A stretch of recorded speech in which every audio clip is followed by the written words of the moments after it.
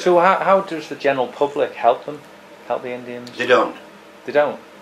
So The general public, just a minute, the general public. Do you mean the general public where? You We've know, got this people Rainforest watching Foundation. this. People watching this. We've set up the Rainforest Foundation. Sting's the president. Yeah, yeah. So We've never shown the accounts. We ask him to see the accounts. We never see them. He's got big offices in New York, in Canada, in Japan. He's got staff there, top wages, top address. Where's the donations? Well, the donations obviously going to pay for the administration and the... What administration? Well, the resource that's what been you put in think, place. because that's what they tell you on TV, isn't it? Donate something and we'll... Yeah. But try and find out where it is. No, it's all corruption, mate. All bloody corruption. So, as far as I can see, now listen, I'm involved. I'm the guy that took Sting there. I am the president of the museum, Ethno-Echo, of the Indian. I'm the one that bought the land for 250,000 grand and started to build the museum. I'm the one that's been sailing around the world for the last 37 years teaching the culture of the Indian, right? Talking in schools and Masonic meetings and the Lions Club. And you get paid for this to I get raise 150 funds. quid for a talk show. And this goes towards... It goes towards me living, eating, because you see, I am Clive Kelly, but I'm also Captain Kelly. Okay. And you can't, some people get them mixed up and they say, we don't like Clive Kelly. You know, we don't like Clive Kelly. Why? But they don't like me for lots of reasons. One, because I throw them off the boat if they're taking acid or dope or giving young girls cocaine, which happened with Jean-Pierre Dutillet. I had to throw his dope off. Ken Maguire in Antigua, the photographer, he owns Black Pearl Photography Company in Antigua. I have to throw them off because they come on my boat, pretend they're my friend, and then we sail through Panama and they buy like a kilo of Flowering Top's best red Panama dope and put it on my boat. Meanwhile, just down over the next 6 waves, there's a drug control boat that's going to get my boat, put me in prison for 10 years and cut my boat in little pieces with a chainsaw to find out where they've hidden the dope. And these are my friends. You see, when you're on a boat, you are the captain. But you're not only the captain, you're your own police force because you're responsible. Remember that when there's people on your boat, you're the daddy. You know, I can marry people when I'm out 2 miles at sea. The law is mine. That's the captain's law of the sea. So why don't they like me? Well, there's a Captain Kelly, and he does good to help the planet, right? Okay. He runs a seaside organisation which to stop killing the sea. Okay. Stop throwing your condoms in, and the people eat them, and the animals, and from the sperm in them they can get diseases. And yes, it is possible to get AIDS, as long as it's eaten at 33 degrees at the same body temperature.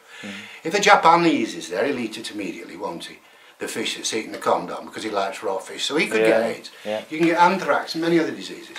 So the Captain Kelly is one person, but the Clive Kelly is another. I don't care if they like me. They can be jealous of me, do what they want with me. But the Captain Kelly is fighting to protect your unborn, the eco, their unborn, crusader, warrior. These little birds that sing to me every day. Okay.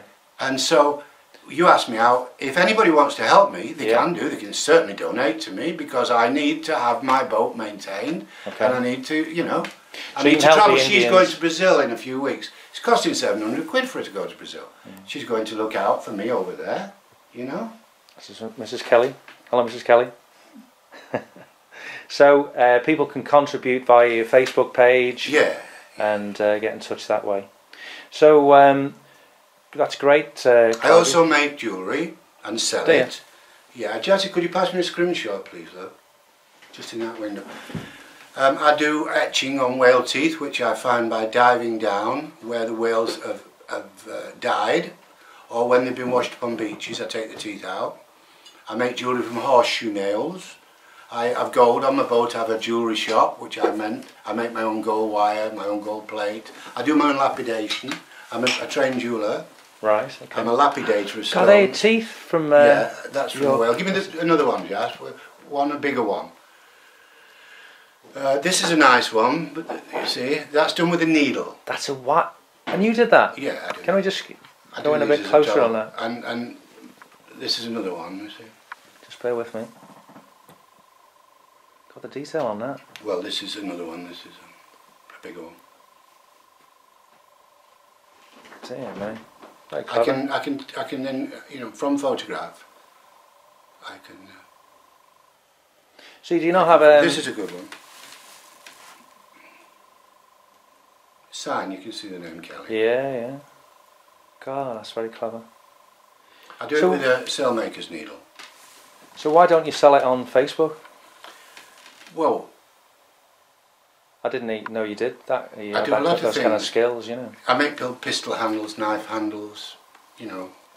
I can make you a knife handle with whatever you want on it. Take a photograph of your wife and put it on a tooth. But you see, it's getting the material whilst I'm here now. Yeah, yeah. When are you going back to Brazil? Well, she's going in 3 weeks, I think.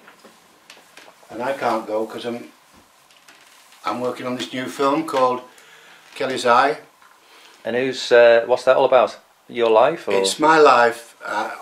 It's all the people I've met. It's my life from being the youngest club owner, starting at 13 with Lonnie Donegan, who taught me to play the scrubbing board.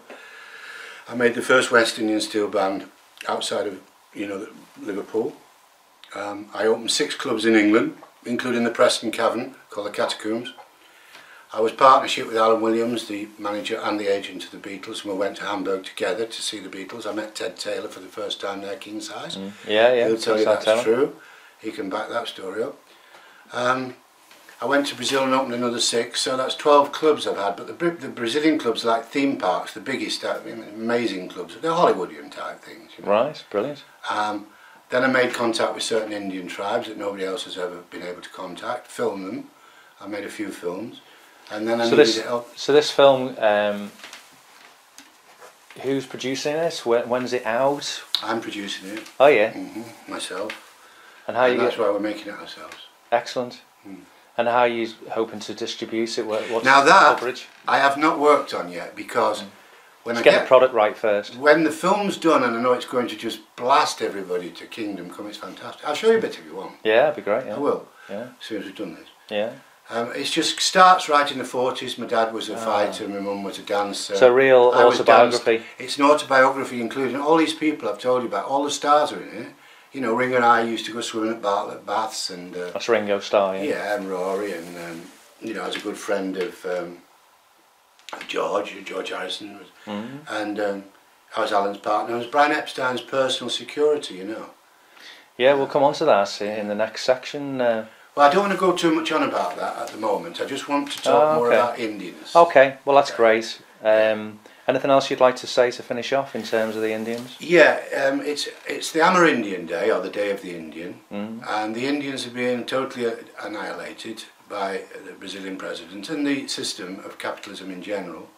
They need all the awareness, all the help, all the letters that you can write, you people. To whom? To the Brazilian President Dilma, and to the British,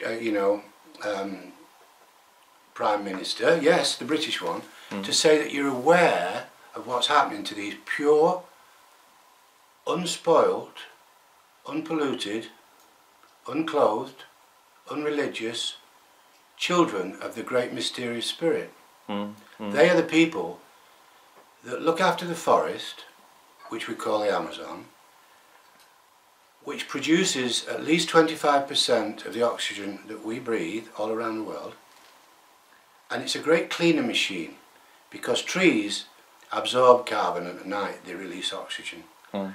So what are we doing?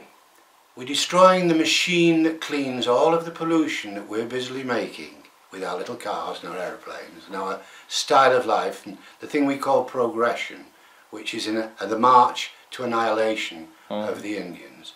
Because progression needs materials. It needs wood to make your furniture and your TVs, and it needs metal, it needs copper, it needs gold to maintain your wealth standards, you know, like your Jacqueline Kennedys. By the way, I made a necklace for Jacqueline Kennedy. Very good. Yes, I did. So it needs that. And so the Indians that are looking after that are being killed, destroyed, purposefully, so that they can take over the uranium in the Amazon to build bigger bombs, and the gold and the diamonds, so that they are the world's leaders in finance. This is going on. So it's not this minute. The Day of the Indian. Please, write your letters tonight. Get your letters to the President of Brazil in the Brasilia capital. You can get it from, the address is the President Dilma Rousseff, Planalto, Brasilia, Brazil. And the address here is the name of this guy that wears a collar and tie. I don't know his name. He's the guy that does a lot of talking but does nothing. He's what they call a Prime Minister of England. Cameron? Yeah, Cameron. Write to him and tell him you know what he's up to as well, because a lot of English companies are being tempted to invest in this flooding of the Amazon. Because there was I said that article on the BBC News website today, the 19th of April, is a good starting point, isn't it?